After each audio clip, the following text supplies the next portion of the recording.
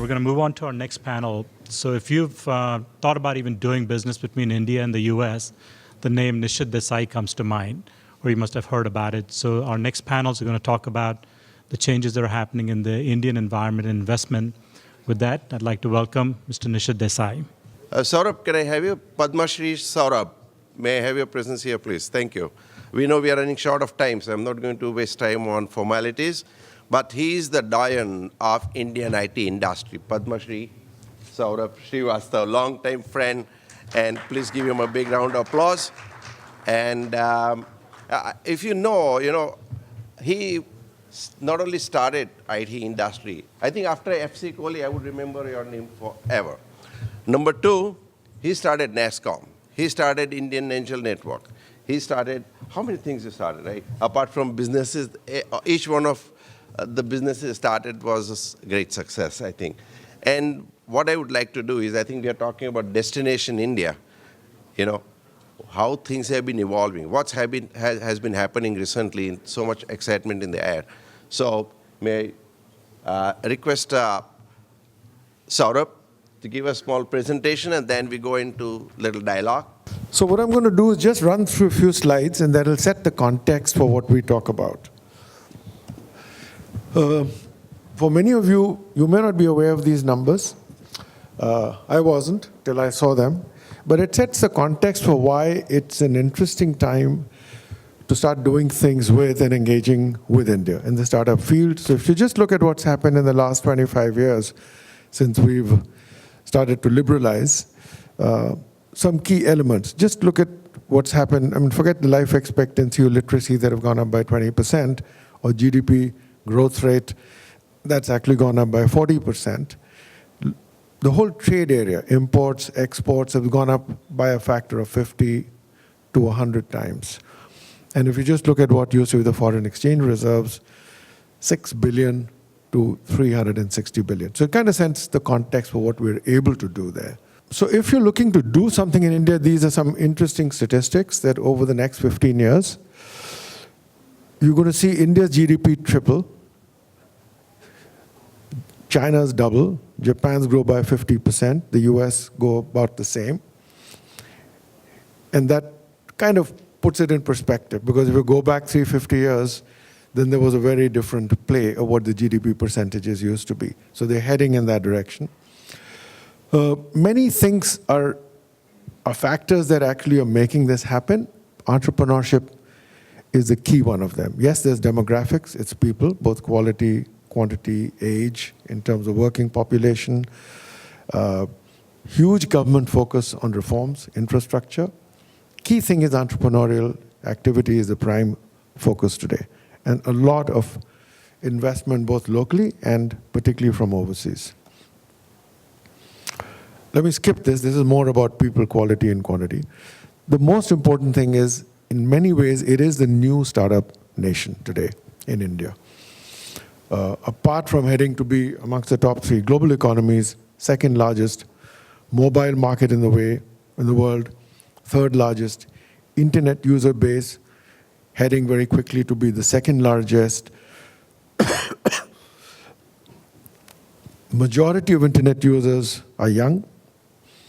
Online retail is heading to be 100 billion. Startup activity is number 3 in the world today, but growing faster than any other country. You look at just tech startups, should be going way over 10,000 in the next 3-4 years. And I'll just give you the example of the Indian Angel Network, which is something I founded a few years ago. 7 or 8 years.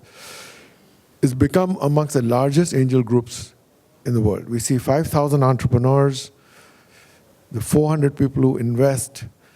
You do one investment every 10 days. Less than 10 companies of the people are dead, of the companies are dead. 44% IRR. That gives you a framework of what is happening in India on the startup scene. A lot of factors driving it. As you've had in Silicon Valley, inspiration from people who are successful. Market opportunity is huge. $20 billion of private equity and venture capital came into India last year. And while PE and VC funding has grown, seed stage funding has grown almost 6 times. youngest startup nation in the world. 72% of the founders are less than 35 years old. Okay. There's a 50% rise in women entrepreneurs and 5 times growth in the funding for women entrepreneurs. And you're beginning to see CXOs quitting their companies and doing startups. A lot of the phenomena that you see in the Valley. A lot of you folks from here are turning up in India doing startups. And a lot of it is driven by the fact that exploding e-commerce, there's huge opportunities in India to leverage technology, solve massive problems on scale, government focus. So look at e-commerce itself. One single factor, that mobile-based e-commerce as a percentage of total e-commerce, highest percentage is in India, 41% versus 15% in the US or 20% in Brazil. And in terms of mobile-based e-commerce transactions, it's really already far ahead of the market. This is one I talked about, and I'll just spend 30 seconds on it. There are huge challenges in some areas: power, infrastructure, healthcare, financial inclusion, agricultural productivity, education. And now we're beginning to see a very large number of startups that are coming in, addressing these challenges and problems, and actually converting what's a challenge into massive opportunities. So one of the startups that I recently saw, in fact, in the area of the infrastructure, transportation, which is actually moving into the entire trucking system, the same system that you have on airlines, hub and spokes. So nobody takes a truck from the north of India to the south of India. Every 8 hours, you have a pit stop, and people, all the drivers can come back home that same evening. It's completely transformed what is happening in logistics. And same thing is happening in healthcare, medical devices. So many, many areas that are beginning to have. And the last slide is really just government. Many of you have heard the big government focus on creating an entrepreneurial ecosystem. There was a Startup India launch, Stand Up India Long. Venk was there with a huge team from Silicon Valley. They've set up a fund. It's a $2 billion fund of funds to invest in ventures, venture capital funds that invest in startups. There's another fund for incubation. There's another one that's been created for innovation.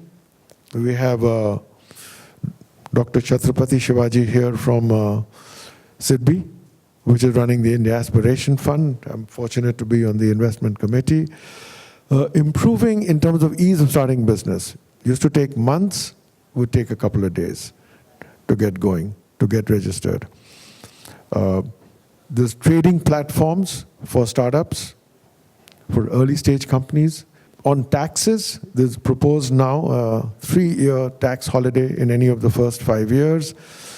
And just yesterday, I just got a notification in the media that there's a new policy which says that when you invest in startups, and if you're invested for 2 years, there's no capital gains when you exit. So there are a phenomenal amount of changes that are beginning to happen on credit to startups. So I just wanted to leave you with this thought. We can't go through all of that right now, that this is probably the best time to engage with and to look at doing startups in India, doing startups here that in some way address some of the markets in India.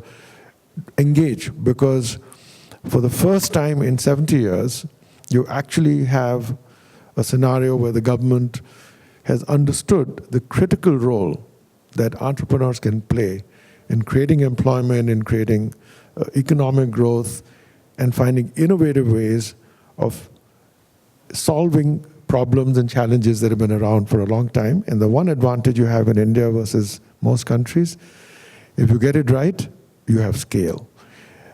And when you find those solutions, they're good not just for India. These solutions will disrupt the world. So with that, let's just get on with the discussions. Saurabh, I'll be a little loud anyway so that people can wake up, you know. Sorry for that. Saurabh, you and me have seen for last 40 years. Of course, we are as young as ever. But what I want to ask you is that, has there been a change in the mindset? I saw that in earlier days, to fail itself was a crime. Of course, to fail dishonestly was not a crime. But now, I see that to fail is not considered that much of a crime. Fail dishonestly is a crime. I think, how is the ecosystem unfolding itself? I think, Nishith, you're raising a very interesting point. Because two other things, I mean, one of the reasons things work in Silicon Valley, that if you look at the pecking order in terms of status, a successful entrepreneur is number one. And to my mind, number two is a failed entrepreneur. Not somebody who's working in government or has a good job in a multinational. You didn't have that in India. Social acceptance is now very high, both of being an entrepreneur and also of failing and trying again. And I think that to me is very important. But there's another piece. I think the media is beginning to celebrate entrepreneurial successes and failures, because if you look at it in the past, even 5 years ago, 3 years ago, maybe 2 years ago, what would you see? What is Anil Ambani doing next? What is happening between Mukesh and Anil Ambani? What is Birla doing, Tata's doing? Today you look at it, the whole pages where all you're seeing are entrepreneurs that you've never heard about, business models that they're trying to create, who are the top angel investors, all the rest of it. So I think between media and what's happening, I think that is transformational. Second thing I see is, I got 5 minutes, correct? Indian Standard Time. Okay, thank you for that. I see that at one point of time, we did not see the successful entrepreneurs and the business people would support the idea. They would first ask for what was assured return, what was, a kind of a guarantee that's going to come out of the business somebody is going to put up.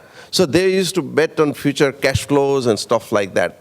I see now they begin to bet on idea. In fact, I've been working with the Tatas and others.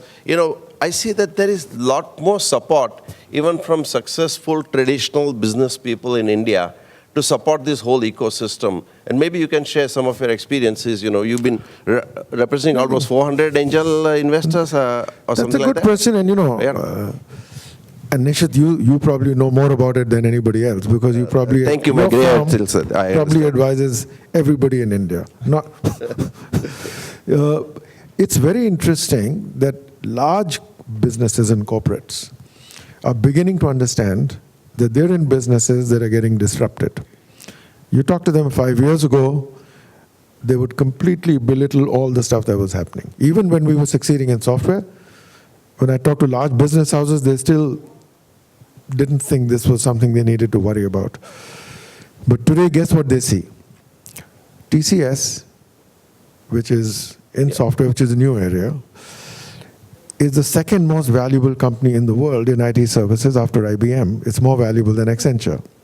It's 85% of the cash flow of the Tata Group does not come from Tata Motors, does not come from Tata Steel, even though there's Jaguar, everybody in it. Mm-hmm. It comes from TCS, one company, which is in a new age technology. So what is happening is, you name it, all the traditional business guys are saying, we better take an interest in what's happening here. So they want to invest in it. They want to get involved in it. In 2000, I did my first venture capital fund, Infinity. And you were aware of that. We were pioneers at that time, right? Doing the first venture capital fund. I won't name it, I had one of the very large business houses whom I talked to, they put some money in the fund. Not a lot of money. Mm-hmm. I think 10, 20 crores, so not a lot of money. After about 8-9 months, the guy calls me up and says, Saurabh, I'm starting this new business and I just need more cash. So remember I gave you about 20 crores. Can I please have it back? This is money he gave as an LP in a venture capital fund.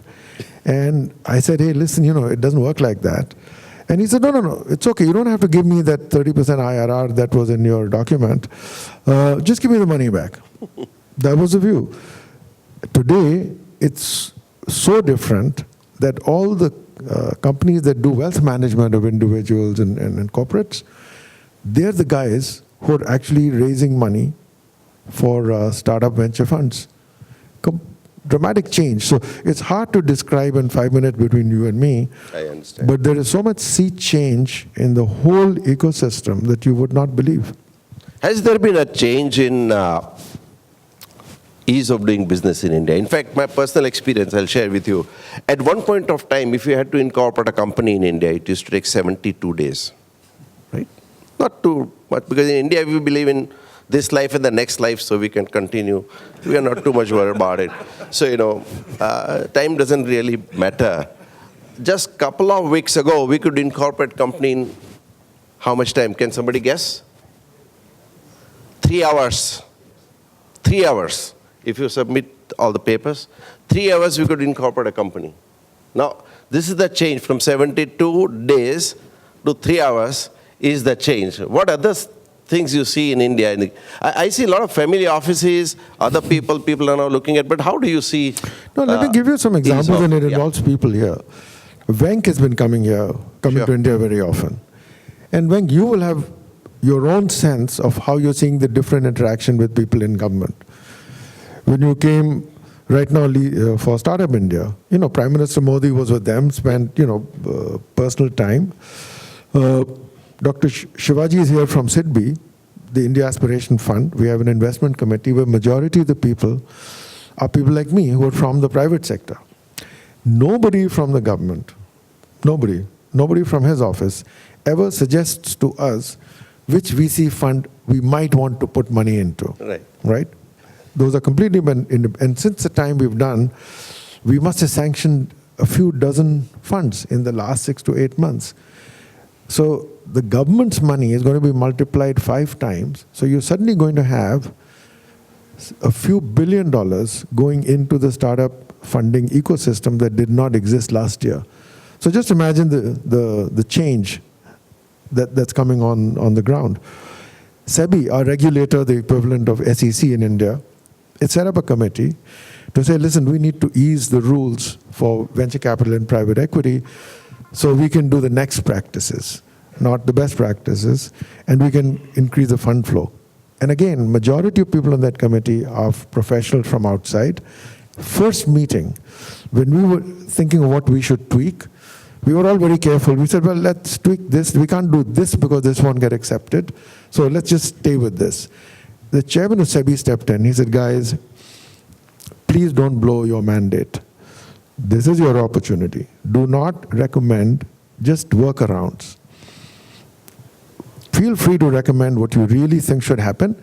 And if it can't be done, we'll see. But don't make your compromises yet. So, it's, and 80% of what we recommended actually got accepted by government. This tax break that I was talking about, capital gains tax going away for investments held over 2 years in startups, this is what we recommended. People said will never happen. Yeah, absolutely. In fact, if most of you know a little bit about tax laws on the Indian side and the US side, will recognize that it's not a great idea from tax perspective to set up a head office in the US. Inversion has always been a problem, okay? But India is a good place also to incorporate in certain circumstances, And apart from the tax break that are coming in, we have another additional tax break for what is called patent box regime. So if you house your patent in India, if you earn any revenues or income, it's taxed only at the rate of 10%. Okay? And it's very, very important development in many ways. So there are a lot of things that are happening. So if you think of India 3 years ago, it's very different. 2 years ago, it's very different. Even 100 days ago, it's very different. And that's the thing. That's one point. I think he's already raising his flag, white flag, the peaceful. And I'm sure. But one point I really want to make, we are anyway around short of time, but huge opportunity exists, and we don't talk so much about it, is impact investing. Impact investment has become a major part of India's ecosystem. And if Silicon Valley is a hub for technological innovation, in my view, India is a hub for social innovation. Where the scalability is high, but cost of failure is low, burn rate is low. You can experiment so much, okay? I think this is one area, and just as a piece of information, many of you may not know, that private equity on an average gave return of about 9%. Impact investment gave 13%. We don't realize, apart from doing good, how good the investment opportunities are. So let me say something Sure. which would be very interesting, that we don't think of it as impact investing Yeah. or social innovation, but exactly. the biggest example of India, in India, is mobile phones. We have the lowest call rates in the world. You know, it's a fraction of a cent, whatever, per minute to call. Very profitable companies, and they've gone to about 1 billion mobile phones. It's social because it's completely transformed the poor in terms of the empowerment they get, because these billion mobile phones are not sold to the rich. We don't have 1 billion rich people. But it's both social and it's very, very profitable. So I just want to give you one example. Yeah. I know we are running out of time, and I think, you know, in later vein again, we think that it's impolite to be on time in India. But we do not want to encroach on others' time at this point in time. And if there is, it's very interesting. You have so many ideas to discuss and talk about. And some point in time, maybe at a lunch or otherwise, we can continue our session. And those who want to come, you can find, it's very easy to find him anyway. And it's great to be sharing a panel with you, because both of us have been involved in this whole ecosystem from the time when it started. Yeah. The first fund we did was Nishith. You know. It was fun too. And thank you very much. We really appreciate your participation. I could not take any questions, but you know, just we have to be polite. We are in the US. Thank you.